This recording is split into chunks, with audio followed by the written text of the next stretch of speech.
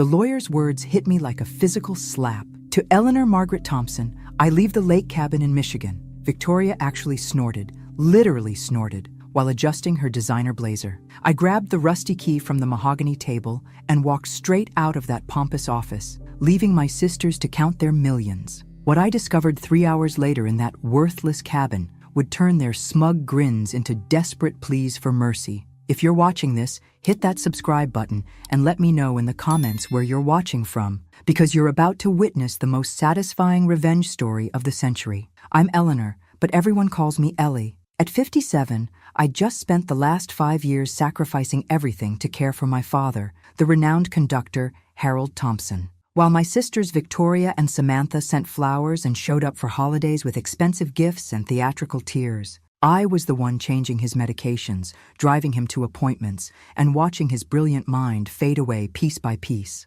Victoria, at 61, had built her empire in corporate consulting, the kind of woman who charged companies 6 figures to tell them what their own employees already knew. "You were always the maternal one," she'd say whenever I suggested they help more, like being maternal was some kind of genetic defect that made me the designated family caretaker. Samantha, the baby at 49, sold insurance policies to wealthy clients and had perfected the art of looking busy while doing nothing useful. "We contribute financially," she'd add, waving her manicured hand like money could substitute for actually showing up. Right. They contributed checks while I contributed my entire existence. How wonderfully balanced. The reading of Dad's will was supposed to be a formality. At least that's what my sisters assumed while mentally spending their inheritances. Victoria got Thompson Musical Enterprises, Dad's company managing his compositions and recordings, worth multiple millions. Samantha received his investment portfolio,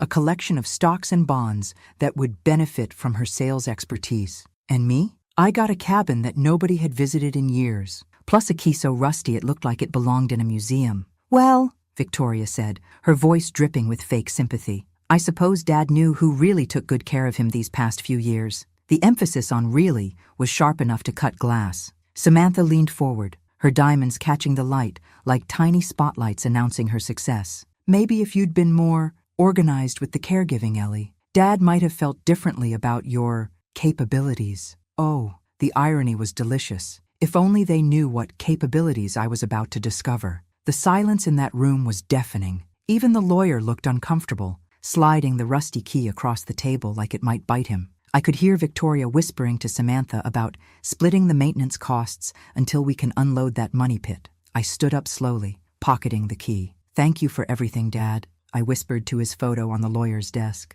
then looked directly at my sisters. "I'm sure you'll put your inheritances to excellent use." Walking out of that office, I felt like I'd been punched in the stomach. After 5 years of sacrificing everything, Dad had left me the equivalent of pocket change, while my sisters got millions. Maybe I really had been nothing more than the unpaid help all along. The rusty key felt heavy in my pocket, a perfect symbol of how much Dad apparently valued my years of devotion. The 2-hour drive to Lake Michigan gave me plenty of time to process the spectacular display of sisterly love I'd just witnessed. Here I was, 57 years old, unemployed since I'd quit nursing to become Dad's full-time caregiver, living off rapidly depleting savings, and now the proud owner of what Victoria had cheerfully called that old dump. My sisters had inherited millions. I had a rusty key and a Honda with more miles than a NASA space probe. "Perfect," I muttered, taking the exit toward the lake. Just absolutely perfect. But as I drove down the winding dirt road toward the water, something unexpected happened. Instead of wallowing in self-pity like a properly defeated sister should, I found myself remembering golden childhood summers when Mom was still alive, back when our family was actually happy, before competition and resentment had turned us into strangers who shared DNA. The cabin looked exactly as terrible as I'd expected, maybe worse. The blue paint was peeling off like sunburned skin. The front porch sagged like it was tired of holding itself up, and Mom's once beautiful garden looked like nature had declared war and won decisively. Perfect. Apparently Dad's idea of a fair inheritance was giving me a fixer-upper that would cost more to repair than a small country's GDP. How thoughtful. I sat in my car for 10 minutes, staring at the wreckage of childhood memories, when my phone buzzed. Victoria, of course. "Ellie, honey, I know this is hard," she began in that condescending tone she'd perfected. "But we need to be practical about this situation. That place is going to cost a fortune just to make it sellable." Samantha and I were thinking we could help coordinate the repairs, maybe hire some contractors. "How generous of you to manage my inheritance too," I interrupted. "Well, we're family. We help each other." Ah, yes, the family help. Where was that when I was sleeping in hospital chairs while Dad recovered from pneumonia? Oh, right. Victoria was busy restructuring a major corporation, and Samantha was closing important deals. "I'm going to stay here for a while," I announced. "Get the place cleaned up myself." "Stay? Ellie, there's no electricity, probably no running water, and God knows what's living in there." I hung up and turned off my phone. Sometimes the best response to unwanted advice is strategic deafness. Walking up to the front door, I noticed something odd. The lock looked newer than everything else, and when I tried the rusty key from the lawyer, it didn't fit. But there was a small, modern key hidden under the loose floorboard where Dad used to keep the spare, exactly where he'd shown me during our last visit together 3 years ago. Interesting. Dad's memory might have been failing, but apparently his planning skills were still sharp. The inside of the cabin was dusty, but surprisingly well maintained. Someone had been taking care of this place. The electricity worked, the water ran clear, and there was even food in the pantry with recent expiration dates. On the kitchen table sat an envelope with my name written in Dad's unmistakable handwriting. My hands trembled as I opened it, expecting maybe a sentimental goodbye note or instructions for maintaining the property. Instead, I found something that made my knees weak. "My dearest Ellie, if you're reading this, then the first part of my plan worked perfectly. Check the old hiding spot in my study. You'll find the combination hasn't changed. What's inside belongs to you and only you. Use it wisely. The real lesson begins now. All my love, Dad." I stared at that note until the words blurred. Then I read it again. Dad had been planning something, and whatever it was, my sisters had no idea what was coming. I found Dad's study exactly as I remembered. Wood-paneled walls, built-in bookshelves, and his old piano gathering dust in the corner. The old hiding spot he'd mentioned was behind the bookshelf where we used to read together when I was little. When I pulled on the shelf, the entire section swung inward like something out of a mystery movie. Behind it was a wall safe. The combination was Mom's birthday, of course. Dad was nothing if not sentimental. My hands shook as I turned the dial, expecting maybe a few $1,000s in emergency cash and some important papers. Instead, I found something that made me sink to the floor in shock. Several gold coins, some vintage jewelry that had belonged to my grandmother, and file folders containing stock certificates, bonds, and investment documents showing Dad had been quietly buying shares in tech companies for decades. Conservative estimates put the total value at around $3 million. $3 million.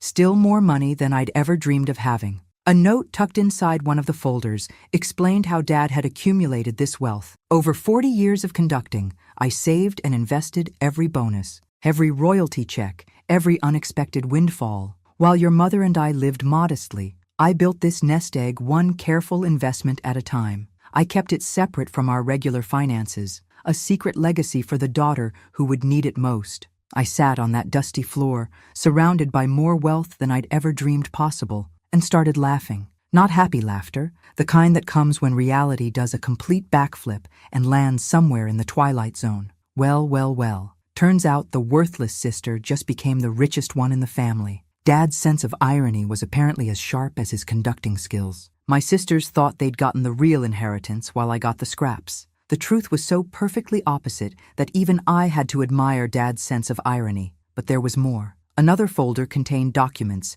showing Dad had been systematically withdrawing money from his business and investment accounts over the past 2 years, converting it all to these physical assets. He'd essentially been dismantling his official wealth while building this secret treasure trove. A handwritten note fell out of one folder. "Victoria's company has been propped up by loans for the past year. Without continued funding, it will collapse within months. Samantha's portfolio contains mainly worthless stocks I bought specifically because they were overvalued. I wanted them to learn what struggle feels like, what desperation feels like, what it's like to need help and have nowhere to turn. Just like you felt for 5 years, my darling daughter." I read that note 3 times before the full implications sank in. Dad hadn't just left me money. He'd orchestrated the systematic destruction of my sister's inheritances while secretly building mine. This wasn't just an inheritance, it was revenge, planned with surgical precision. My phone, which I'd turned back on, buzzed with a text from Victoria. "Hope you're settling in okay.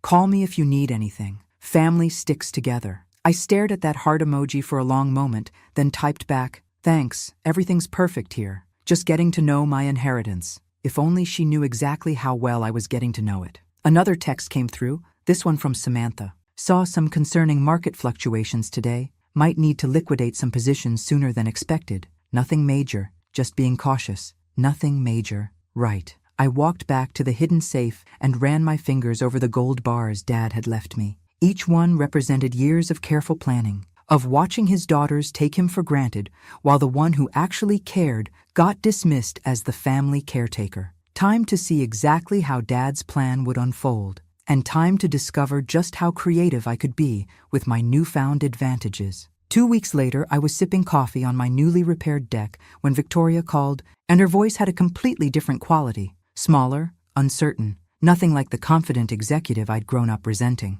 "Ellie, I need to talk to you about something." No pleasantries, no condescending tone, just raw worry. "Of course. What's going on?" I asked, watching a contractor install new windows with money that Victoria assumed I didn't have. "It's the company. We're having some unexpected financial difficulties. Some of our major clients have been pulling out, and there are cash flow issues I don't understand." Cash flow issues. Such a delicate way to say bleeding money like a stuck pig. "That sounds stressful," I said, adding just the right amount of sisterly concern to my voice. "How serious are we talking?" "Serious enough that I might need to sell some assets just to keep the doors open. The whole situation doesn't make sense. Dad always seemed so financially responsible." "Oh, he was responsible all right, just not in the way you expected." "Is there anything I can do to help?" I offered, knowing full well what was coming next. The pause was so long, I almost felt sorry for her. Almost. "Well," Victoria's voice got even smaller. "I was wondering if you might be able to lend me some money, just temporarily,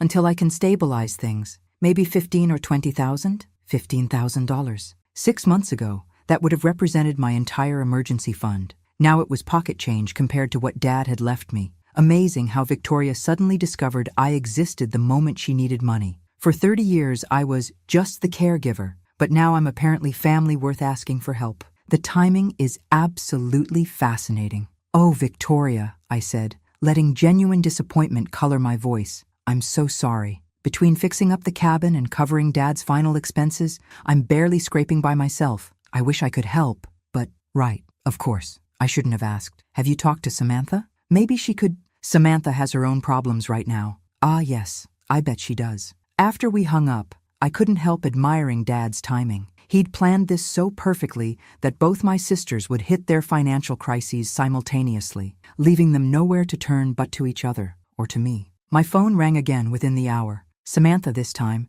and she sounded like she'd been crying. "Ellie, do you have a few minutes? Always have time for family." The irony of that statement wasn't lost on me. "I'm having some challenges with the investment portfolio Dad left me. Some of the positions have performed poorly.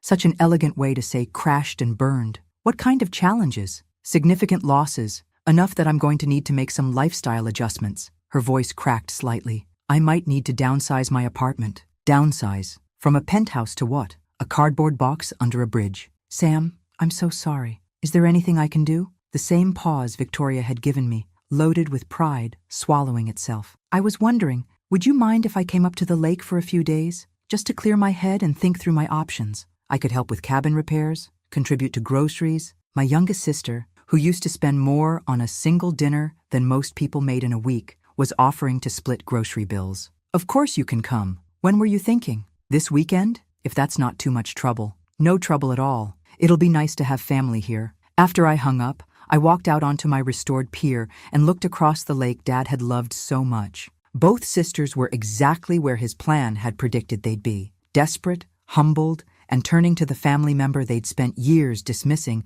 as irrelevant. But here's what Dad might not have anticipated. I wasn't just going to watch them learn their lesson. I was going to actively teach it. And I was going to enjoy every minute of it. Samantha arrived Friday evening, looking like a designer version of defeat. Her usually perfect hair was pulled back in a messy ponytail, her expensive clothes wrinkled from stress, and she'd lost enough weight that her jewelry looked too big for her frame. "The place looks incredible," she said, genuinely amazed, as she walked through what had been a deteriorating cabin and was now a beautifully restored retreat. "Thanks. I found some old investment documents of Dad's in a filing cabinet while cleaning. Apparently he had a small portfolio I didn't know about. Nothing like what you two inherited, but enough to fix this place up properly." The lie came easily. In reality, I'd used part of my secret inheritance to completely restore the cabin, hiring the best contractors money could buy. But my sisters didn't need to know I was now richer than both of them combined. Not yet. We spent the evening talking more honestly than we had in years. Samantha told me about the extent of her financial collapse, not just losing Dad's portfolio, but everything she'd built on top of it. "I kept doubling down," she admitted, staring into her wine glass. "Every time I lost money, I'd invest more aggressively trying to make it back. Classic gambler's fallacy. And I walked right into it. How bad is it really? Bad enough that I'm probably going to lose my apartment next month. Maybe my car too." She laughed bitterly. 6 months ago, I was giving financial advice to millionaires. Now I can't even manage my own expenses. Saturday morning, Victoria arrived, looking equally defeated, but trying harder to hide it. The 3 Thompson sisters together again, though none of us looked quite like we used to. "This is really beautiful, Ellie," Victoria said, examining the restored kitchen. "You've done an amazing job here." "It's been therapeutic," I said, which was true in ways she couldn't imagine. Over lunch, I decided to drop my first strategic bombshell. "I've been thinking about Dad's last few months," I said casually. "Did either of you notice how lucid he seemed sometimes? Like he was more aware than we expected?" Victoria nodded slowly. "There were definitely moments. I thought it might be wishful thinking. What if it wasn't? I let that hang in the air. What if Dad knew exactly what he was doing with his financial decisions?" Samantha set down her sandwich. "What do you mean?" "I mean, Dad was brilliant. Every decision he made in his career was calculated." I looked out over the lake. "What if his final decisions were calculated too? You're saying Dad deliberately left us problematic inheritances?" Victoria's business instincts were kicking in. "I'm saying Dad was disappointed in us, in how we treated him, how we treated each other, how we treated you." I met their eyes. "What if he wanted us to learn something?" The silence that followed was heavy with implications. "Learn what, exactly?" Victoria asked. "What it feels like to struggle, what it feels like to need help, and have people dismiss your problems because they're inconvenient." Samantha started crying. Not the dramatic tears she used to deploy at family gatherings, but real, quiet sobs.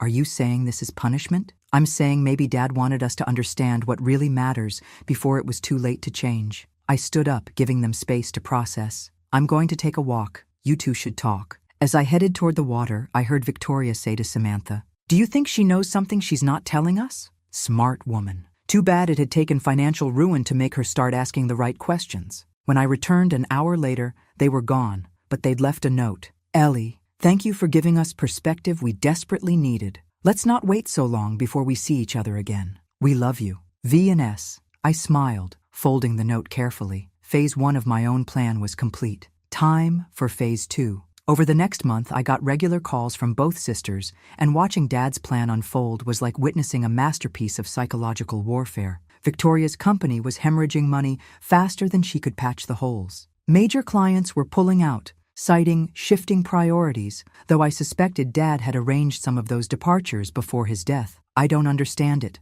Victoria told me during one of her increasingly frequent crisis calls. "Everything Dad built is falling apart, but it's happening so systematically it almost seems intentional." Meanwhile, I was having entirely too much fun being the supportive sister while secretly accelerating their downfall. Using my newfound wealth carefully, I'd hired a discreet financial advisor who specialized in competitive business strategies. With his help, I invested in companies that competed directly with Victoria's business and funded a startup developing automated consulting software that could do Victoria's job for a fraction of the cost. "Have you considered pivoting the business model?" I suggested during one call, knowing full well that any pivot would require capital she didn't have. "With what resources?" Victoria laughed bitterly. "I'm already operating on borrowed money." For Samantha, my advisor took a different approach. He identified the weakest stocks in her inherited portfolio and executed perfectly legal but strategically timed trades that accelerated their natural decline.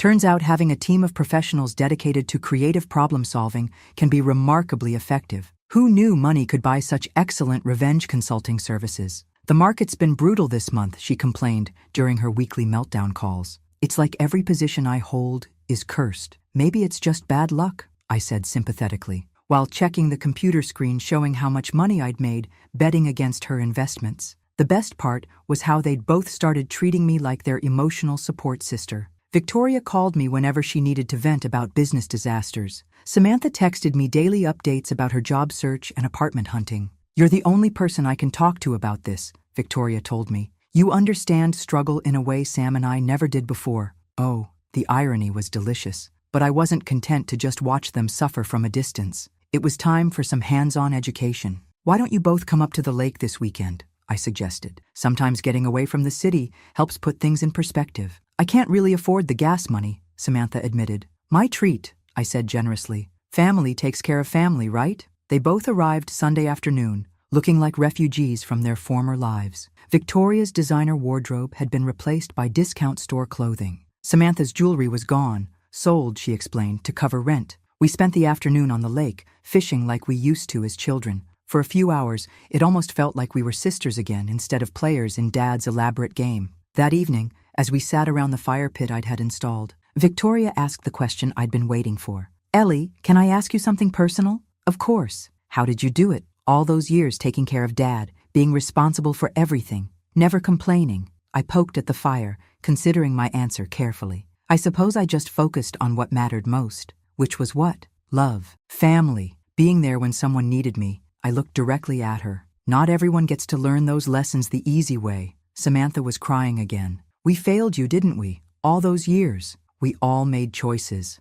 I said gently. The question is what we choose to do now. What can we do? Victoria asked. We're both basically broke. Our careers are in ruins. We have nothing left to offer anyone. I smiled, stirring the fire. Maybe that's exactly where you need to be to figure out what you actually have to offer. They were both quiet for a long time, staring into the flames. I used to want to teach, Victoria said suddenly. I remember, I said. I used to dream about working with children, Samantha added. Before I got obsessed with making money. Those dreams don't disappear, I told them. They just wait for you to remember them. As they prepared to leave the next morning, Victoria hugged me longer than she had in years. Thank you, she whispered, for not giving up on us. That's what family does, I said. After they left, I walked back to Dad's hidden safe and ran my fingers over the documents that had made all this possible. Phase 2 was complete. Both sisters were exactly where Dad's plan had predicted. Humbled, desperate, and finally open to learning what really mattered. But I wasn't quite ready to end their education yet.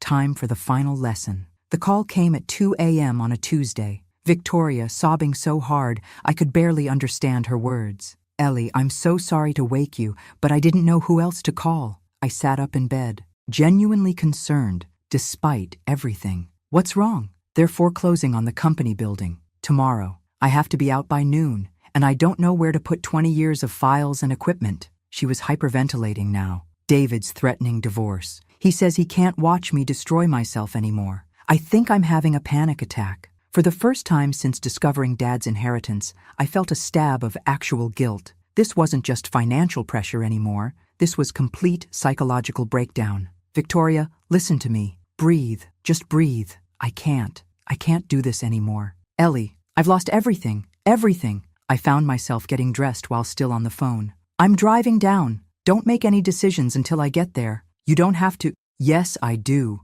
That's what family does. 3 hours later, I was standing in Victoria's corporate office, or what used to be her corporate office. Half the furniture was already gone, sold to pay debts. Box after box of files sat waiting to be moved to nowhere. Victoria looked like she'd aged a decade in the past month. Her hands shook constantly now, and she'd developed a nervous tic of checking her phone every few seconds. I keep thinking Dad would be so disappointed, she said, loading files into boxes with mechanical movements. He built something real, something lasting, and I destroyed it all in 6 months. Did you destroy it? I asked. Or did you inherit something that was already broken? She looked up at me sharply. What do you mean? This was it. Decision time. Decision? I could keep letting Dad's plan play out to its bitter conclusion, or I could choose a different ending. Victoria, sit down. There's something I need to tell you. The next hour was one of the hardest conversations I'd ever had. I told her about the safe, about Dad's hidden wealth, about his deliberate sabotage of both their inheritances. $3 million, she whispered, and growing thanks to some good investments. You've known this whole time? I nodded, waiting for the explosion of anger, and there it was. You watched us suffer. Victoria's voice cracked with fury. You had the power to help us, and you just watched. I watched you learn what actually matters, I said steadily, but my hands were trembling. That's not your decision to make. She stood up, pacing around the boxes. You're not God, Ellie. You don't get to decide what lessons we need to learn, don't I? For 5 years you decided I needed to learn what sacrifice meant. You decided my life was less important than your careers. You decided, so this is revenge? Victoria's eyes were blazing. Elaborate, calculated revenge? This is justice, I said quietly. The silence stretched between us, heavy with years of accumulated pain and fresh betrayal. Finally, Victoria sank back into her chair. I should hate you right now. You probably should, but I don't. She looked around at the ruins of her business empire. Because you're right. I did need to lose everything to remember who I was supposed to be. The anger wasn't gone. I could see it still simmering beneath the surface, but something else was there too. Understanding. Apparently, nothing says life lesson learned quite like discovering your baby sister is secretly richer than both of you combined. The educational value of irony really is priceless. She stood up and hugged me. Dad was right. I needed to lose everything to find out who I really was. So what do you want to do now? Victoria looked out the window at the Chicago skyline she'd spent decades trying to conquer. I want to teach. I want to work with kids who love music the way we used to. That can be arranged. She laughed again. With Dad's money? With our money. All 3 of us, working together on something that matters. My phone buzzed. Samantha, texting that she'd been evicted and was sleeping in her car. Ready to rescue our baby sister? I asked. Victoria wiped her eyes and picked up her purse. Let's go save Sam. We found Samantha in a McDonald's parking lot, living out of a Honda Accord that had seen better decades. When she saw us walking toward her car, she tried to pretend everything was fine. Hey, what are you 2 doing here? Staging an intervention, Victoria said gently. Everything's under control, Samantha lied, her voice bright and false. Just between apartments right now. I knocked on her car window. Sam, open the door. It's time to stop pretending. What followed was another tearful revelation, but Samantha's reaction was different from Victoria's. Where Victoria had eventually found understanding, Samantha felt betrayed. $3 million, she said flatly, staring at the hotel room carpet. You had $3 million while I was sleeping in my car. Sam, no. She held up her hand. Just no. I need time to process this. She didn't speak to me for the rest of the evening, and the next morning she was gone, leaving only a note. I need space to figure out how I feel about everything. Don't contact me for a while. Victoria was more conflicted. I understand why you did it, she said over coffee that morning. But understanding doesn't make it hurt less. I know. Do you? Because for months, you watched me have panic attacks. You listened to me cry about losing everything, and you could have stopped it with a phone call. Would you have learned anything if I had? Do you? I asked quietly. Both my sisters looked at me like I'd asked if the sky was blue. Ellie, Victoria said, you're the only one of us who never lost sight of what mattered, even when we were horrible to you. Especially when we were horrible to you, Samantha added. I felt tears starting, not manipulative tears or angry tears, but relief, pure, exhausting relief. So what now? Victoria asked. The road to rebuilding our relationships wasn't smooth or quick. Samantha didn't speak to me for 2 months. When she finally called, her first words were, I'm still angry with you. I know, but I also understand why you did it, and I hate that I understand. Victoria was quicker to forgive, but slower to trust. Our early conversations were stilted, careful, like we were dancing around a landmine. I keep wondering what else you're not telling me, she admitted during one tense phone call. Nothing, I said. The secrets are over. Are they? Because if you could lie about millions of dollars for months, what else might you be hiding? It took time, real time, measured in awkward family dinners and carefully worded text messages, before we found our way back to something that felt like sisterhood. But eventually, we did. And when we were ready, I pulled out the folder of plans I'd been developing. Now we build something Dad would be proud of. 6 months later, I was standing in the main hall of what would soon become the Thompson Center for Musical Education,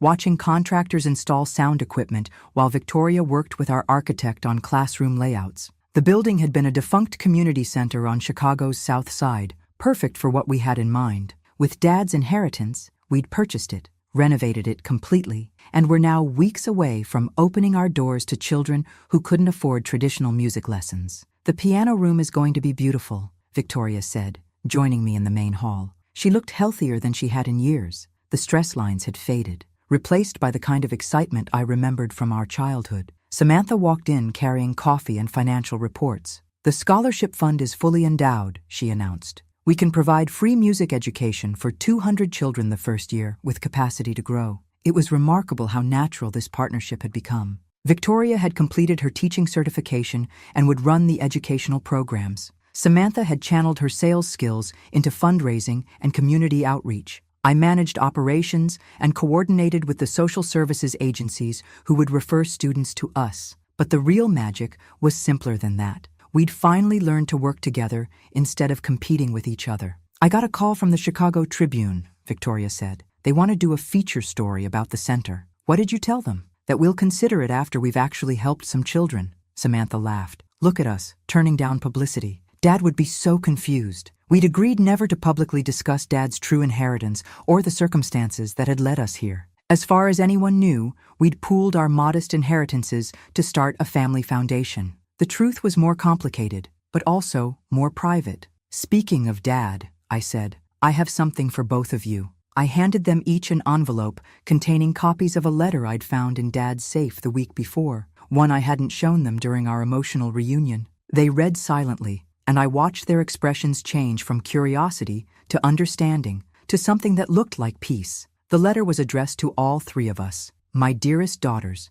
if you're reading this together, then my plan worked better than I dared hope. You've learned to forgive each other, to value what matters, and to work as a team. The money was never the real inheritance. $3 million is enough to be comfortable, but not enough to replace the need for purpose and family. I wanted you to build something meaningful together, something that would outlast any bank account. The real inheritance is the family you choose to be from now on. All my love, always, Dad. We stood there in our unfinished music center, crying and laughing and holding each other like we should have been doing all along. He planned this too, Victoria said wonderfully. This moment, right here. Of course he did, Samantha said. Dad never did anything without a backup plan for the backup plan. I looked around at what we'd built together, not just the building, but the partnership, the trust, the genuine love we'd rediscovered for each other. I think, I said, this might be his masterpiece. The grand opening of the Thompson Center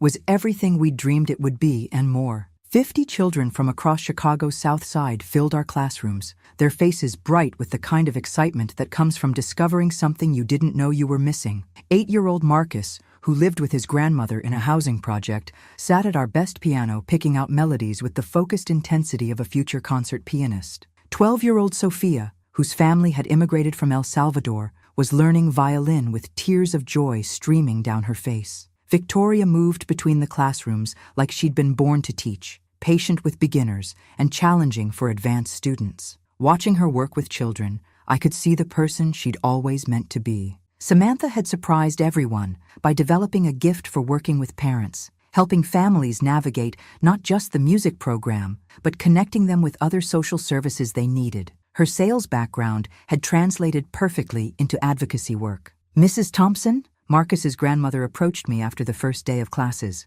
I just wanted to thank you. Marcus hasn't stopped humming since he got home yesterday. That's what we were hoping for, I said. But it's more than that. He's different, happier, like he found something he didn't know he was looking for. That night, the three of us sat on the deck of the lake cabin, sharing a bottle of wine and watching the sunset paint the water gold. Did you ever imagine we'd end up here? Victoria asked. Working together? Never, I admitted. Loving each other? I always hoped. Samantha raised her glass. To Dad, who knew us better than we knew ourselves. To second chances, Victoria added. To family, I concluded. The kind we choose to be. We drank our wine and listened to the loons calling across the water. The sound Dad had always said was the most beautiful music in the world because it was both individual and harmonious. Separate voices creating something larger than themselves, just like us. A year later, the Thompson Center had expanded to serve 400 children and had a waiting list of 200 more. We'd opened satellite programs in 2 other underserved neighborhoods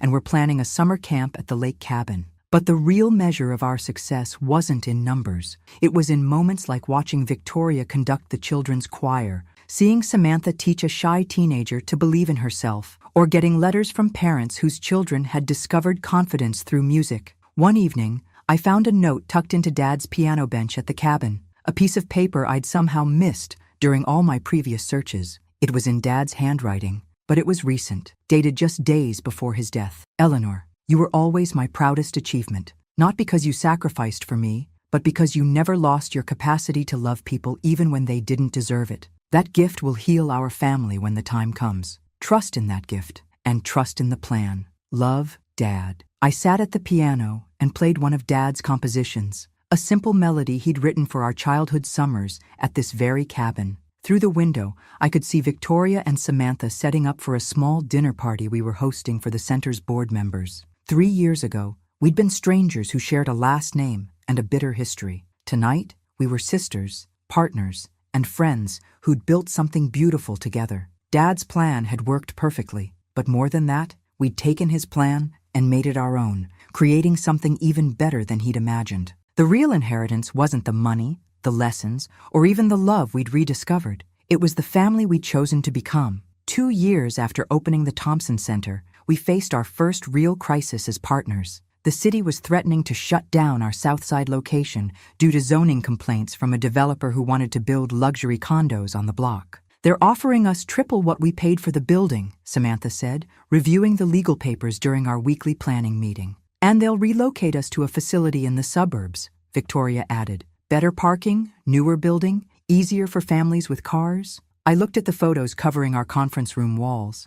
Hundreds of children who discovered music in this specific building, in this specific neighborhood, walking distance from their homes. How many of our current students have cars? I asked. Samantha checked her files. Maybe 20% of families own vehicles, so we'd be relocating to serve different children, not the same ones. The suburban facility would serve children too, Victoria pointed out. Maybe children who also need what we're offering. It was our first major disagreement as partners, and for a moment, I felt the old family dynamics trying to reassert themselves. Victoria being practical, Samantha focused on the financial opportunity, me worrying about the people who'd be left behind. But something had changed in all of us over the past few years. Let's table this decision, Victoria said. I want to spend some time in the classrooms this week, really listening to our students and families. I'll research other potential locations in the neighborhood, Samantha added. Maybe there are options we haven't considered. And I'll meet with the city council, I said. See if there's any way to address the zoning issues without relocating.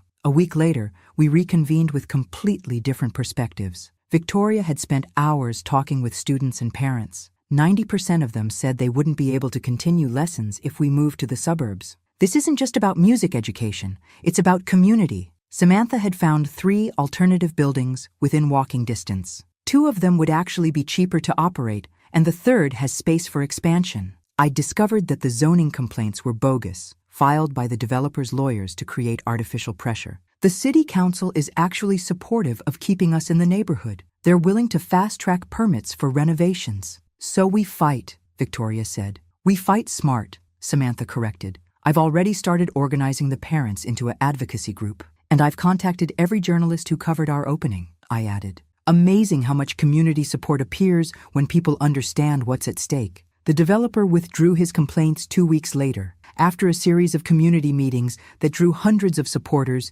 and significant media attention. We used the experience to launch a permanent advocacy program, helping other community organizations fight similar battles. But the real victory wasn't keeping our building. It was discovering that we'd become the kind of partners who could handle conflict without destroying what we'd built together. Dad would be proud, Victoria said as we celebrated with pizza in our rescued conference room. Of the advocacy work? Samantha asked. Of us, I said. Of how we handled disagreement without tearing each other apart. That night, I updated the letter I'd been writing to Dad, something I'd started doing after we opened the center, as a way of keeping him informed about how his plan was working out.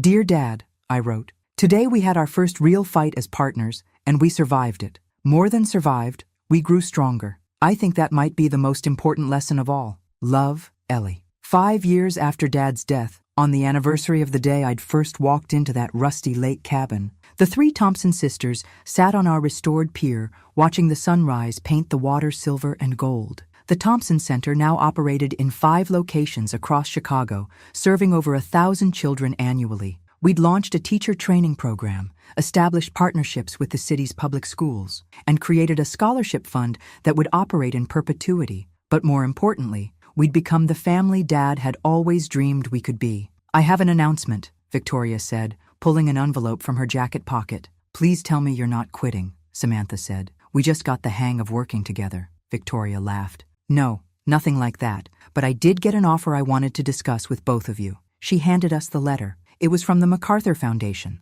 offering Victoria a fellowship to study innovative approaches to music education in underserved communities. "It's a huge honor," I said, reading the details, "and a huge opportunity. It would mean traveling for research, maybe being away for months at a time," Victoria explained. "I wanted to make sure you were both comfortable with me pursuing it. 3 years ago, this would have been a crisis. Victoria leaving would have felt like abandonment, like her prioritizing her career over family again. Now it felt like growth." "Of course you should do it," Samantha said immediately. "Think about what you could learn, what you could bring back to the center, and think about the recognition it would bring to our work," I added. "This isn't Victoria leaving the family business. This is the family business getting national attention." Victoria's eyes filled with tears. "You really mean that?" "We mean it," I said. "Besides, Sam and I are perfectly capable of keeping things running while you're off being brilliant." "Hey," Samantha protested. "I'm brilliant too." "Fine,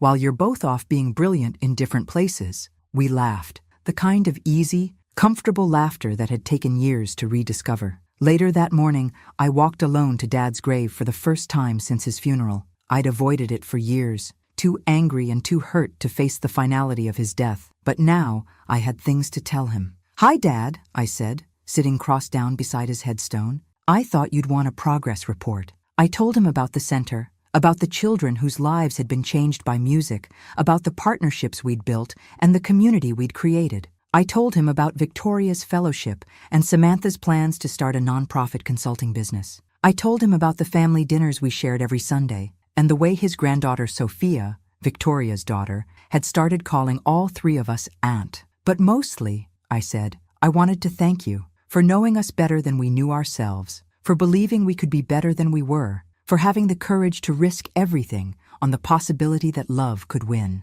The wind rustled through the trees above his grave, and for a moment I could almost hear his voice. "That wasn't courage, my dear. That was faith." As I walked back to my car, I thought about the woman I'd been 5 years ago, bitter, isolated, convinced that sacrifice meant suffering in silence. I thought about the woman I was now, confident, connected, surrounded by family and meaningful work. The inheritance Dad had left me wasn't just money or life lessons. It was the chance to become the person I was always meant to be. That evening, the 3 of us gathered for our traditional Sunday dinner at the lake cabin. Victoria brought her famous lasagna. Samantha contributed salad and wine, and I provided dessert and the setting. "I've been thinking," Samantha said as we cleared the dishes, "about what Dad would say if he could see us now. Probably that we took too long to figure it out," Victoria suggested. "Or that we exceeded his expectations," I countered. We stood at the kitchen window, looking out at the lake where we'd played as children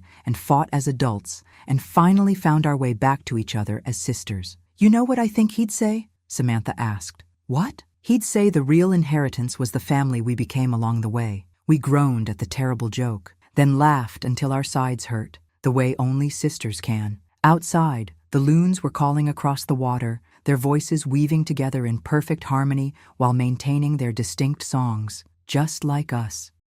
Thanks for listening.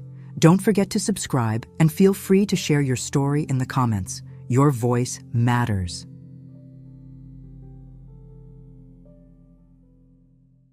At the bank, my daughter pushed a pen at me. "Just sign, Mom."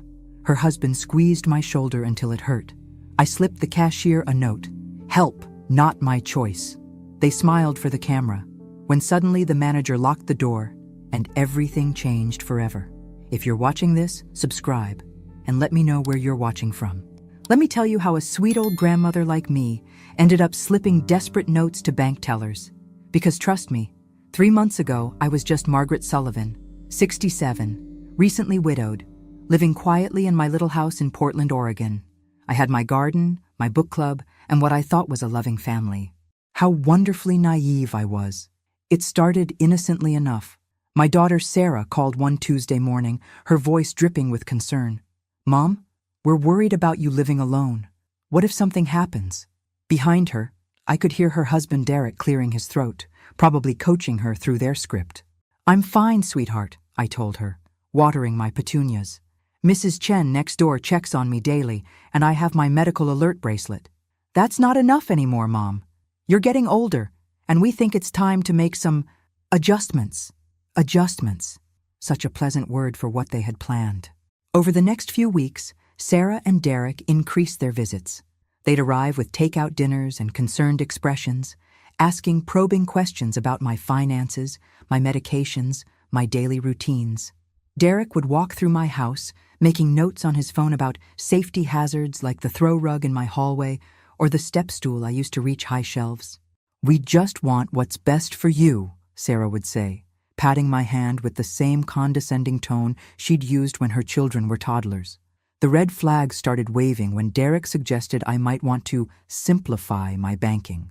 "All these different accounts, Mom," he'd say, shaking his head at my monthly statements. "It's so confusing. What if you make a mistake?" I'd been managing my own finances for 47 years, including running the bookkeeping for my late husband's contracting business. But apparently, that expertise evaporated the moment I turned 65 in their eyes. Then came the day they brought papers. Official-looking documents with lots of legal jargon and sticky notes marking where I should sign. "It's just a precaution," Sarah explained. "A power of attorney so we can help if you ever need us to." I set the papers aside. "I'll have my lawyer review these first." The temperature in the room dropped 10 degrees. Derek's jaw tightened, and Sarah's eyes flashed with something that definitely wasn't filial concern. "Mom, don't you trust us?" she asked, her voice wounded. Of course I trusted them. They were my daughter and son-in-law.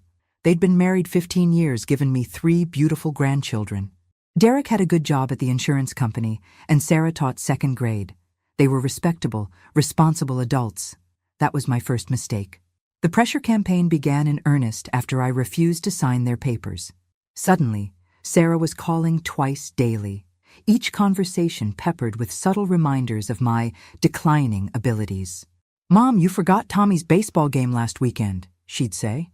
I hadn't forgotten. They'd never told me about it. "Mrs. Patterson mentioned you seemed confused at the grocery store." Mrs. Patterson had never spoken to me in her life. Derek took a different approach.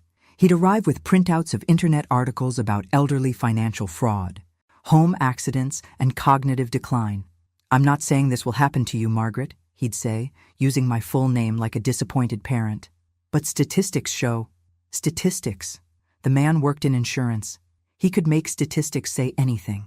But it was the incident with my medication that really shook me. I'd been taking the same blood pressure pills for 3 years, same dosage, same routine. One morning, I found my pill organizer completely mixed up. Tuesday's pills in Friday's slot, blood pressure medication where my vitamins should be. "Oh, Mom," Sarah sighed when I called her, confused and upset. "This is exactly what we've been worried about. What if you'd taken the wrong pills? What if you'd overdosed?" I stared at my pill organizer, certain I hadn't made that mistake. But doubt crept in. Had I been more forgetful lately? Was I losing my grip on the simple tasks I'd managed effortlessly for decades? That night, I couldn't sleep. I walked through my house, checking locks, looking for signs of my supposed decline. Everything seemed normal, organized, clean. My checkbook balanced to the penny. My bills were current. My mind felt sharp as ever. But Sarah's voice echoed in my head. "What if you'd overdosed?" The next morning, Derek showed up unannounced.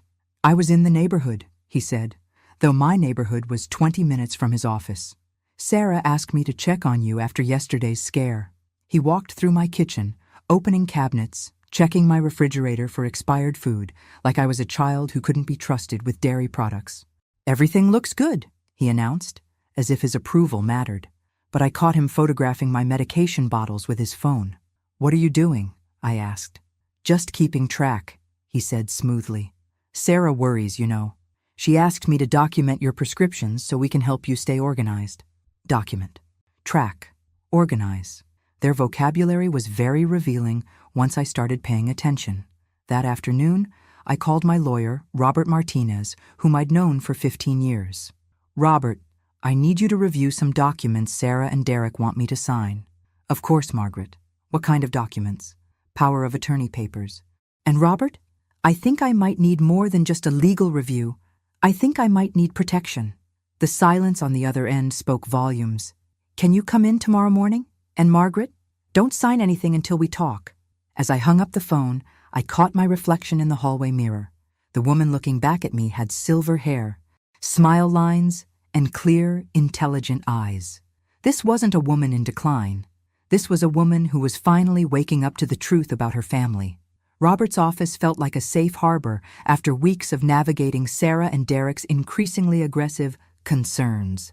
My lawyer, a sturdy man with kind eyes and 30 years of experience, spread the power of attorney documents across his mahogany desk. "Margaret," he said after reading for 10 minutes, his voice carefully controlled, "these aren't standard protective powers of attorney. These documents would give Sarah and Derek complete control over your finances, your medical decisions, and your property. They could sell your house, move your investments, even commit you to a care facility without your consent." The words hit me like a physical blow, but they said it was just a precaution. "This is predatory elder abuse, Margaret, and it's more common than people think." Robert leaned forward, his expression grave. "The fact that they're pressuring you to sign without legal review is a major red flag." I thought about Derek photographing my medications, Sarah's convenient concerns about my mental state, the mysteriously rearranged pill organizer. They've been building a case, haven't they?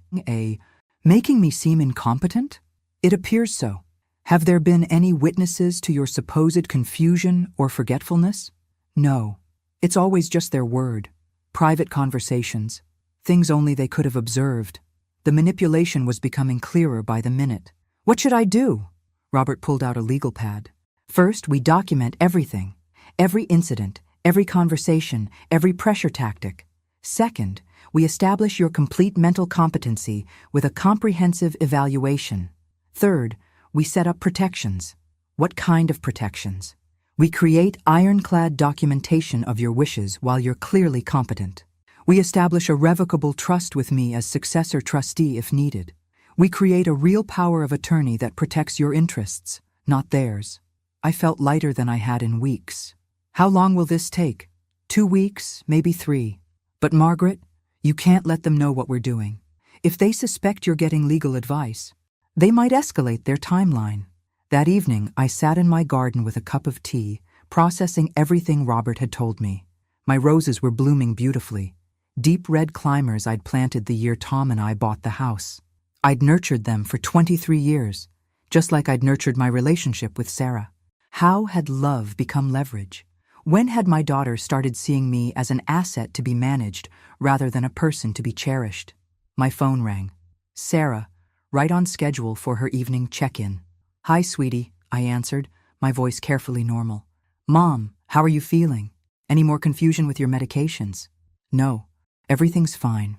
I watched a hummingbird hover near my feeder, its wings beating so fast they blurred. Such a small creature, yet so powerful in its ability to remain exactly where it chose to be. "Good. Derek and I were thinking we should come over this weekend. Maybe help you organize some of your financial papers. Make sure everything's in order." "That's thoughtful, but I can manage." A pause. "Mom, we really think it would be helpful. Derek has experience with this kind of thing through his work." Through his work. Derek sold insurance policies. He wasn't a financial advisor, wasn't a lawyer, wasn't anything except a son-in-law who'd apparently decided I was too old to manage my own life. "We'll see," I said noncommittally. "Actually, we've already planned to come Saturday morning. I'll bring bagels." Not asked. Planned. They were coming whether I wanted them or not, and Sarah was packaging it as a treat. Bagels to soften the blow of whatever new manipulation they had planned. "Sarah," I said quietly, "I need to ask you something. Do you think I'm losing my mind?" "Oh, Mom, no. We just think you need support. Everyone does as they get older. Everyone. Not me specifically, just everyone my age. I was becoming a stereotype to my own daughter, not a person with individual capabilities and needs." "I love you, sweetheart," I said, and meant it despite everything. I love you too, Mom. We'll see you Saturday. After I hung up, I called Robert's emergency number. They're coming Saturday. I think whatever they're planning, it's about to happen. Saturday morning arrived with the kind of crisp autumn clarity that makes everything seem possible. I'd spent Friday evening following Robert's instructions, gathering every financial document I owned and storing them in my bedroom safe. If Sarah and Derek wanted to see my papers, they'd see only what I chose to show them. They arrived at 9 a.m. sharp, Sarah carrying a bag of bagels, and Derek armed with a leather portfolio that looked far too official for a casual family visit. My grandchildren, Emma 12, and the twins, Jake and Josh, 9, tumbled out of their SUV and ran to hug me. "Grandma, can we pick apples from your tree?" Emma asked, her eyes bright with excitement. "Of course, sweetheart. The Honeycrisps should be perfect right now."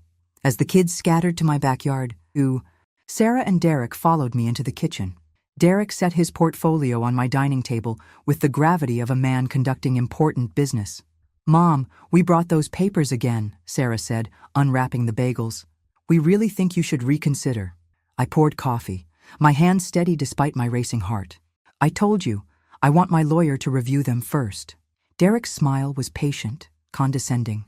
"Margaret, lawyers are expensive, and honestly, these are standard forms. I reviewed them through my company's legal department." His company's legal department.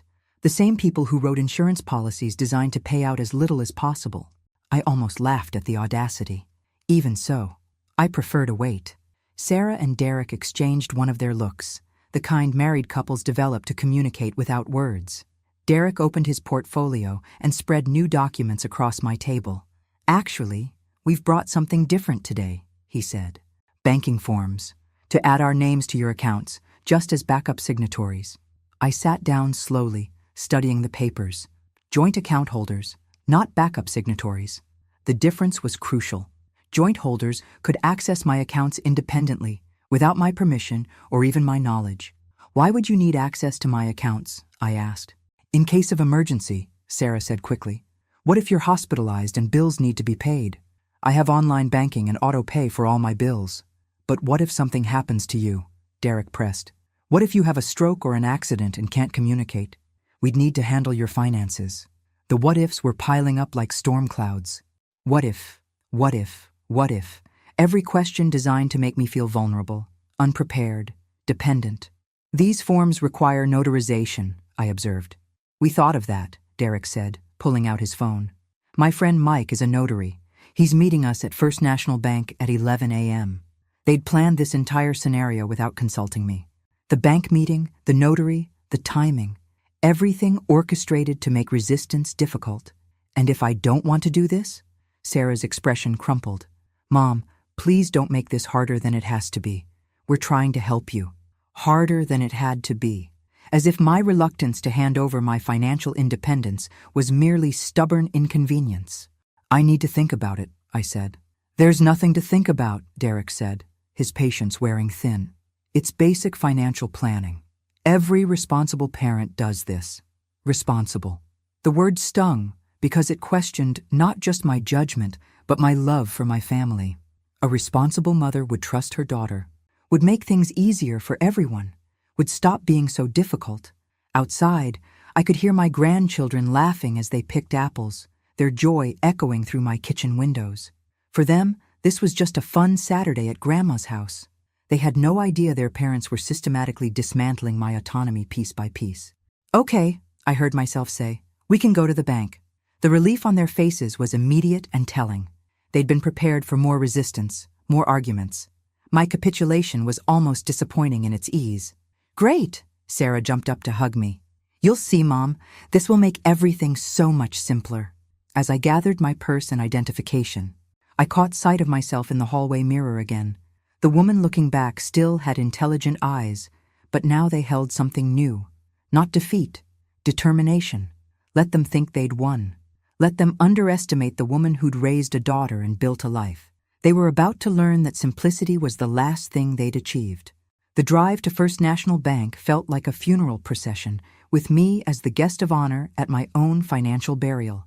I sat in the back seat of Derek's SUV, watching familiar neighborhoods blur past while Sarah chattered nervously about the weather, the traffic, Anything except what we were actually doing. Derek's friend Mike was waiting in the bank lobby, a thin man in an expensive suit with the predatory smile of someone accustomed to witnessing people sign away their security. He shook my hand with practiced warmth. "Mrs. Sullivan, Derek's told me so much about you. This is just a formality." Really? Standard banking procedure. Standard for whom? I wondered, but kept the question to myself. The bank manager, a serious woman named Patricia Chen, led us to a private office. "Now then," she said, reviewing the paperwork Derek had prepared. "You want to add joint account holders to all of Mrs. Sullivan's accounts?" "That's right," Derek answered before I could speak. "For emergency purposes." Patricia looked at me directly. "Mrs. Sullivan, do you understand that joint account holders have full access to withdraw funds, make transfers, and close accounts without your permission?" "She understands," Sarah interjected quickly. "We've explained everything." But Patricia kept her eyes on me. "I need to hear from Mrs. Sullivan directly. Ma'am, are you comfortable giving these individuals complete control over your finances?" This was my moment. I could speak up, tell them I'd changed my mind, walk away from this charade, but I looked at Sarah's expectant face, at Derek's confident smile, at the notary checking his watch, and I realized something important. They needed me to seem confused, reluctant, possibly incompetent to justify what they were doing. If I appeared too decisive, too aware, it would undermine their narrative. Better to let them proceed and document their behavior. "I suppose it's necessary," I said, deliberately sounding uncertain. Patricia frowned slightly. "Mrs. Sullivan, you don't sound entirely sure. Perhaps you'd like more time to consider?" No, Derek said quickly. "She's just tired. It's been a stressful morning." I pulled out a small piece of paper and wrote quickly, "Help, not my choice." I folded it and slipped it to Patricia when Derek was distracted by his phone. Patricia read the note, her expression carefully neutral. "Mr. and Mrs. Johnson," she said, "would you mind stepping outside for a moment? I need to complete some verification procedures with Mrs. Sullivan privately." Derek's eyes narrowed. "What kind of verification?" "Standard banking protocol when significant account changes are being made. It'll just take a few minutes." Sarah looked worried. "Mom, you'll be okay?" "I'll be fine," I said, my voice stronger now that help might be coming. As soon as the door closed, Patricia leaned forward. "Mrs. Sullivan, your note suggests you're being coerced. Is that accurate?" "Yes," I said, relief flooding through me. "They've been pressuring me for weeks. I didn't want to come here today." Patricia nodded. "I'm required to report suspected financial elder abuse. Would you like me to do that?" "Yes, but they can't know yet. I'm working with my lawyer to protect myself, but I need more time." "Understood. Here's what we're going to do." Patricia pulled out a different set of forms. "We're going to set up the joint accounts as requested, but with special monitoring flags that will alert me to any unusual activity. Meanwhile, I'm noting in your file that this was done under duress." She paused, studying me with sharp eyes. "Mrs. Sullivan, you seem completely competent to me. Why are they doing this?" "Because they think I'm old and stupid and in their way," I said, surprised by my own bitterness. "My daughter used to love me. Patricia, now she sees me as an obstacle to whatever life she thinks she deserves." Patricia's expression softened. "I'm sorry. This is more common than people realize, unfortunately." She opened the door and called Sarah and Derek back in. "Everything's in order," she announced. "We just need the notarization, and we'll be finished." Mike stepped forward with his official seal, but Patricia held up her hand. "One moment. Mrs. Sullivan, I want to confirm one more time. Do you want to proceed with these account changes?" I looked at Derek's barely concealed impatience, at Sarah's nervous energy, at the notary's expensive watch. I thought about my lawyer's advice to document everything, to let them reveal their true intentions. "Yes," I said, "let's get this over with." But as Mike prepared his notary seal, Patricia discreetly positioned her phone to record the signing. Evidence, I realized. She was helping me gather evidence of their coercion. Derek squeezed my shoulder, hard enough to hurt, and smiled for Patricia's camera. "There we go, Mom. All finished. Now we can take better care of you." Take care of me, or take care of my money? As we prepared to leave, Patricia handed me her business card. "Mrs. Sullivan, please call me if you have any questions about your accounts. Any questions at all." I tucked the card into my purse. knowing I'd be calling her very soon. The ride home was jubilant for Sarah and Derek. They chattered about how much easier things would be now, how I wouldn't have to worry about complicated financial decisions anymore. I sat in the back seat, silent, watching them celebrate what they clearly saw as a victory. "Mom, you're so quiet," Sarah said as Derek pulled into my driveway. "Are you okay?" "Just tired," I replied, which wasn't entirely a lie. The emotional weight of what had just happened was exhausting. "Well, you can rest easy now," Derek said with satisfaction. "We'll handle everything from here." Handle everything. The phrase sent chills through me. They weren't offering help. They were announcing a takeover. As they gathered the children and prepared to leave, Sarah hugged me tightly. "I'm so proud of you for doing this, Mom. It shows real wisdom." Wisdom. She was reframing my coercion as wisdom, my capitulation as maturity. The psychological manipulation was almost artistic in its completeness. After they left, I sat in my kitchen with a cup of tea, staring at the pile of financial documents they'd insisted I sign. Every page represented a piece of my independence surrendered, every signature a step closer to becoming exactly what they wanted, a manageable elderly woman who no longer inconvenienced them with opinions or autonomy. But they'd made a crucial mistake. They'd assumed I was as naive as I appeared. I pulled out my phone and called Patricia Chen. "Patricia, it's Margaret Sullivan. I wanted to thank you for your help today." "Of course. How are you feeling about everything?" "Honestly, like I just watched my own daughter steal my life." The words came out more bitter than I'd intended. "Margaret, you still have options. The monitoring on your accounts will catch any unauthorized activity, and your lawyer can help you reverse these changes. How long do I have? Legally? As long as you're competent, you can revoke their access at any time. But if they're planning to have you declared incompetent?" The unfinished thought hung between us. If they succeeded in having me declared mentally unfit, everything I'd signed today would become permanent. I need to move faster, I realized. Be careful, Margaret. People who've gone this far usually don't stop voluntarily. After hanging up, I called Robert Martinez. "Robert, it's Margaret. They got me to the bank. I signed the papers." "Margaret, no, why didn't you call me?" "Because I needed to document their coercion. Patricia Chen at First National recorded everything. She's flagging my accounts and filing a report." A pause. "You're braver than I gave you credit for, and smarter. But Margaret, you've just given them access to your money. They could clean out your accounts tonight. Then I need to move my assets somewhere safe. Tonight. I'll start the paperwork immediately. Can you come in first thing Monday morning? I'll be there." That evening, I sat in my garden as the sun set behind my apple trees. The children had left a few apples scattered on the ground, and I thought about how perfect they'd looked hanging on the branches just hours ago. Now they were bruised, discarded, forgotten. My phone buzzed with a text from Sarah. "Thanks for today, Mom. You made the right choice. Love you. Love." Did she even know what the word meant anymore? Love wasn't manipulation disguised as concern. Love wasn't forcing someone to surrender their dignity for your convenience. Love wasn't laughing at your mother's distress while calling it help. But I wasn't beaten yet. Not by a long shot. I walked inside and opened my laptop. If Sarah and Derek wanted to play games with a helpless old lady, they were in for quite a surprise. Because this helpless old lady had just spent 47 years managing finances, reading contracts, and spotting liars from a mile away. They'd gotten access to my accounts, but they'd also given me something invaluable: documented proof of their intentions. Patricia's recording, the bank's elder abuse report, Robert's legal protections, all of it was building toward something they couldn't imagine. Tomorrow, the real game would begin. And this time, I'd be playing by my own rules. Monday morning couldn't come fast enough. I was at Robert's office by 8 a.m. sharp, armed with Patricia's business card and a burning determination to reclaim my life. My lawyer looked tired, like he'd spent the weekend working on my case. "Margaret, I've been busy," he said, gesturing to a stack of documents on his desk. "I've prepared emergency financial protections, but we need to move quickly. How are your accounts this morning?" I pulled out my phone and checked my banking app. Still intact, but there's been activity.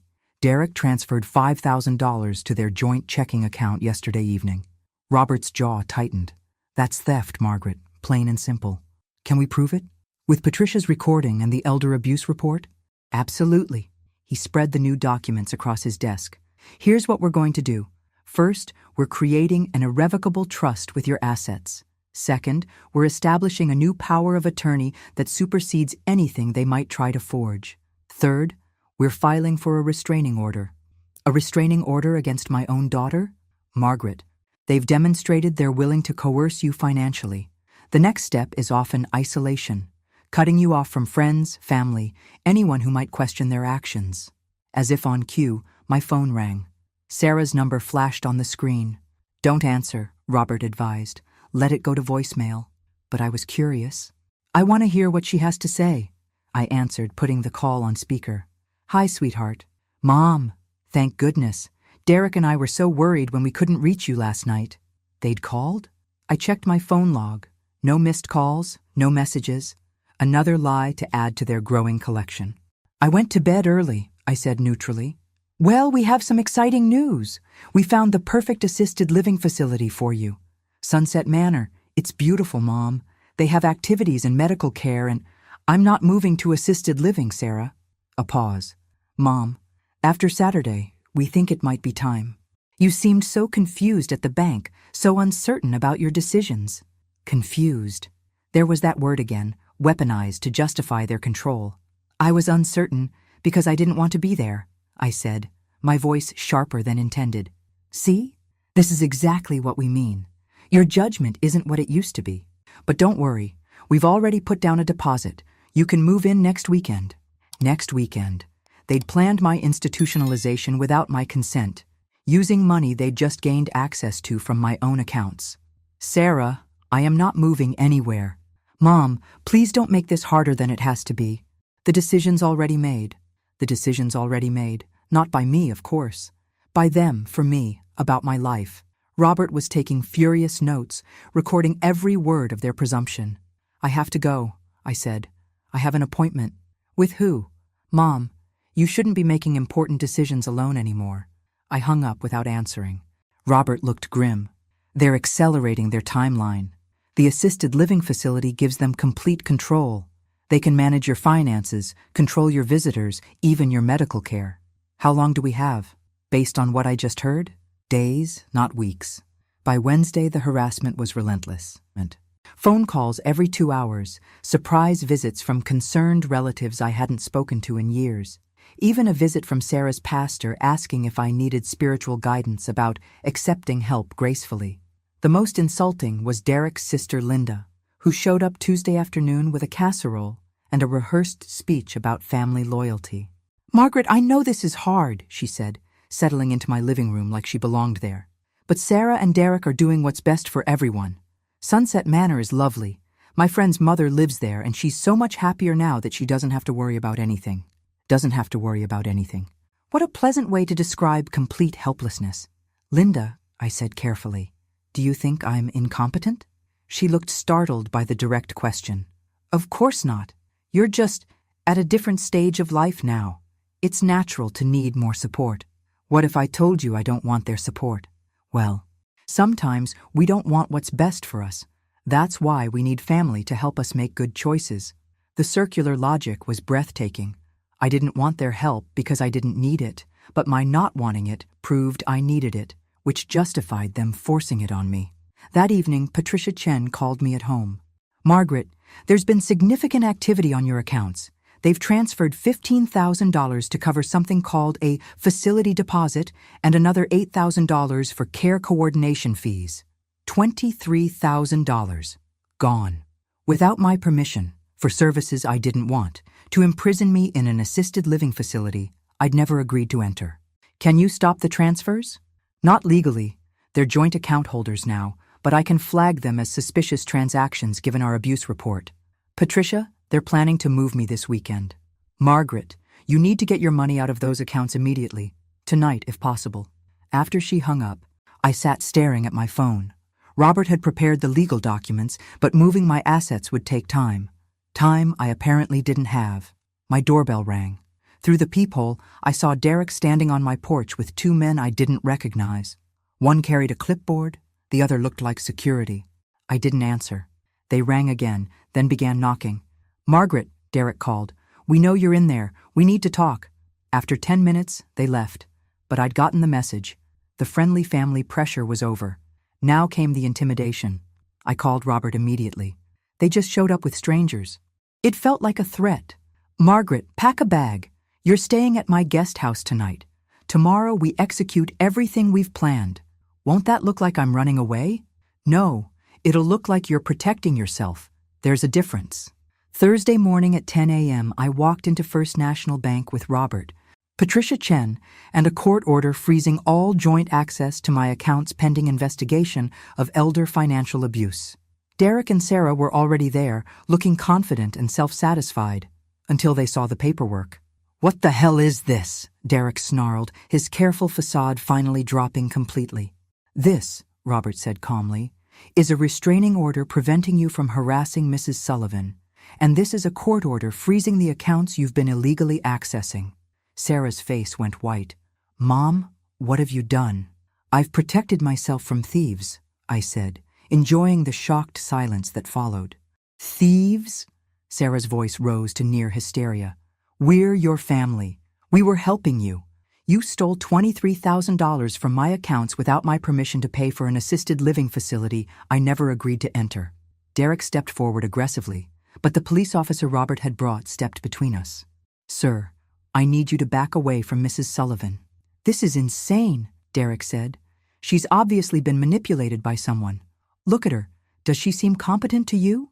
The officer looked at me, standing straight, speaking clearly, surrounded by legal professionals I'd hired and coordinated with. "She seems more competent than you do right now, sir." Patricia spread new documents across the conference table.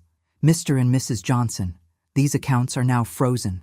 Any attempts to access them will result in additional criminal charges." "Criminal charges?" Sarah whispered. "Elder financial abuse is a felony in Oregon," Robert explained pleasantly. "Carries a sentence of up to 5 years in prison." The color drained from Derek's face. "Now wait a minute. We were just trying to help." She seemed confused. "She seemed confused because you were deliberately confusing her," Robert interrupted. "Rearranging her medications, gaslighting her about her memory, pressuring her to sign documents without legal review. It's textbook financial abuse." "You can't prove any of that," Derek said, but his voice lacked conviction. Patricia smiled. "Actually, we can. I recorded your entire conversation at the bank, including Mrs. Sullivan's note asking for help and your physical intimidation when you squeezed her shoulder." Derek's confident mask finally slipped completely. "This is bullshit. She's our responsibility." "No," I interrupted, my voice carrying a strength I'd forgotten I possessed. "I'm not anyone's responsibility but my own. I'm 67 years old, not 7. I've been managing my own life since before either of you were born." Sarah started crying. "Mom, please. We can work this out. We don't need lawyers and police. We're family." "Family," I repeated thoughtfully. "Sarah, when did you stop seeing me as your mother and start seeing me as your ATM? That's not fair. When did you decide I was too stupid to manage my own money but smart enough to have earned it in the first place?" She had no answer for that.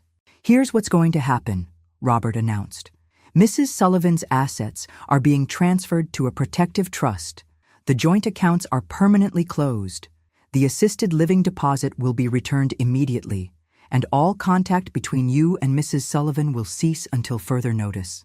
"You can't keep us from our own mother," Sarah protested. "Watch me," I said. The next few weeks passed in blissful quiet. No daily harassment calls, no surprise visits, no one telling me what I should want or need or feel.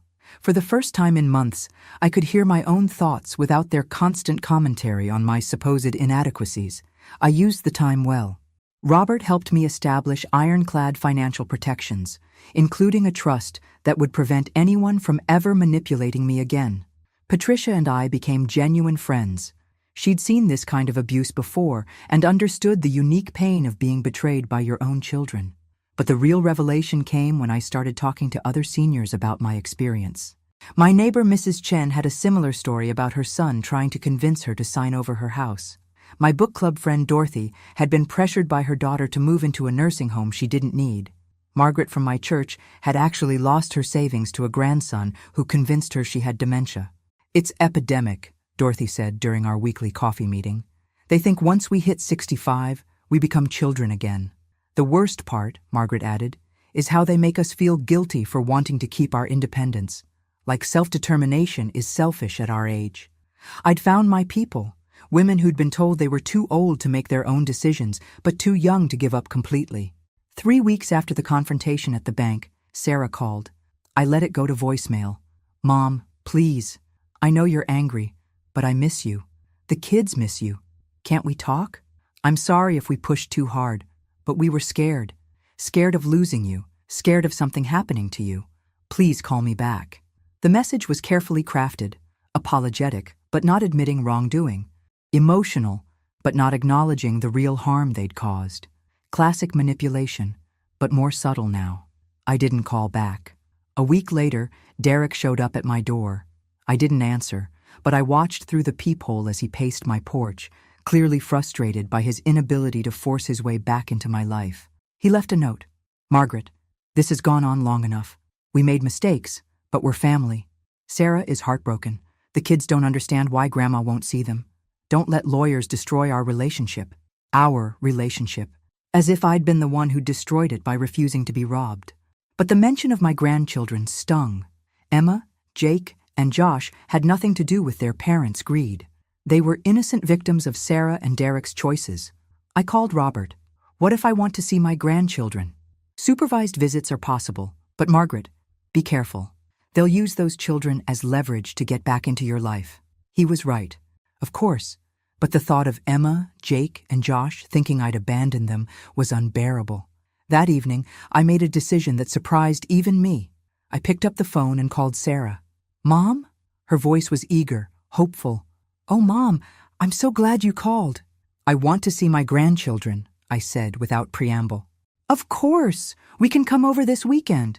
No, I'll meet them at the park, Saturday at 2 p.m., Laurelhurst Park. You and Derek can drop them off and pick them up in 2 hours. Mom, that's not necessary. We can all... Those are my terms, Sarah. Take them or leave them. A long pause. Okay, we'll be there. But I knew they'd try something. Sarah and Derek weren't the type to accept limitations gracefully. They'd see Saturday as an opportunity to wear me down, to restart their campaign of concern and control. They were wrong. Saturday arrived with that perfect October weather Portland is famous for. Crisp air, golden light filtering through maple trees. The kind of day that makes you grateful to be alive and independent enough to enjoy it. I arrived at Laurelhurst Park early, choosing a picnic table with clear sight lines and my back to a tree. Robert had insisted I carry a small recording device, and Patricia had given me her personal phone number in case I needed immediate help. At exactly 2 p.m., Derek's SUV pulled up. Emma, Jake, and Josh tumbled out and ran toward me with the pure joy of children who don't understand adult complications. Behind them, Sarah and Derek approached more cautiously. Grandma! Emma threw her arms around me. I missed you so much. Mom said you were sick, but you look fine. Sick. Of course that's how they'd explained my absence.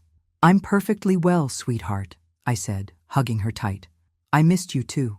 The boys showed me their new school pictures, chattered about Halloween costume plans, asked if I was coming to Jake's soccer tournament next weekend. Normal grandchildren things, blessedly innocent of their parents' agenda. Sarah hovered nearby, clearly hoping I'd invite them to stay. Derek checked his phone obsessively, probably timing how long it would take to wear down my resistance. After an hour of pure joy with my grandchildren, Sarah made her move. Mom, they've really missed you. We all have. She sat down across from me, her expression carefully crafted to convey hurt and hope in equal measure.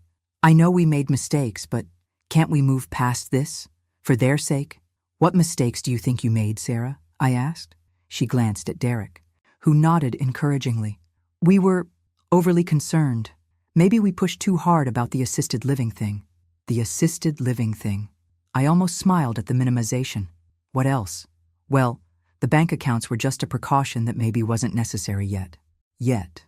Still planning for my eventual incompetence, just with better timing next time. Sarah, I said gently, do you think stealing $23,000 from someone is a mistake or a crime? Her careful composure cracked. We didn't steal anything. That money was for your care. care I didn't want, at a facility I didn't choose, paid for without my consent. Derek stepped closer. Margaret, enough. This victim act is getting old. We're your family. We have every right to be concerned about your welfare. And I have every right to determine what my welfare requires. Do you? His voice hardened. Because from where I sit, you look like a lonely old woman who's been manipulated by lawyers and bank managers into destroying her relationship with her own daughter. The children looked up from their game, sensing the adult tension. Emma's face was worried, confused. Derek, I said calmly, you just proved my point. You think my refusal to be controlled is evidence that I need to be controlled. You think my independence is proof of my incompetence. Sarah started crying. Mom, I love you. I just want to take care of you. No, Sarah, you want me to be taken care of. There's a difference. I stood up and gathered my purse. Emma, Jake, Josh, I love you all very much. You can call me anytime you want. But I won't be spending time with your parents until they understand that I'm not their property. You can't turn our children against us, Derek snapped. I'm not turning them against anyone. I'm showing them what self-respect looks like. As I walked to my car, I heard Sarah calling after me. Mom, please, don't do this to our family. I turned back one last time. Sarah, I didn't do this to our family. You did, the moment you decided I was too old to deserve dignity. 6 months later, I received a letter from Sarah. Not a phone call, not a surprise visit. A letter which suggested she might finally be learning to respect boundaries. Dear Mom, it began. I've been in therapy since our confrontation at the park. Dr. Williams has helped me understand some things about myself that I don't like very much. I think I was so scared of losing you the way we lost Dad that I tried to control everything, including you. I realize now that what I called love was actually fear, and what I called care was actually control. The letter went on for 3 pages, detailing her recognition of the manipulation, the financial abuse, the systematic undermining of my autonomy. She didn't make excuses, didn't ask for forgiveness, didn't demand reconciliation. She just acknowledged the truth. I don't expect you to trust me again, the letter concluded. I know I have to earn that, if it's even possible. But I want you to know that I'm trying to become the daughter you deserve to have, not the one who tried to make you into the mother I wanted you to be. I read the letter twice, then set it aside. Words were easy.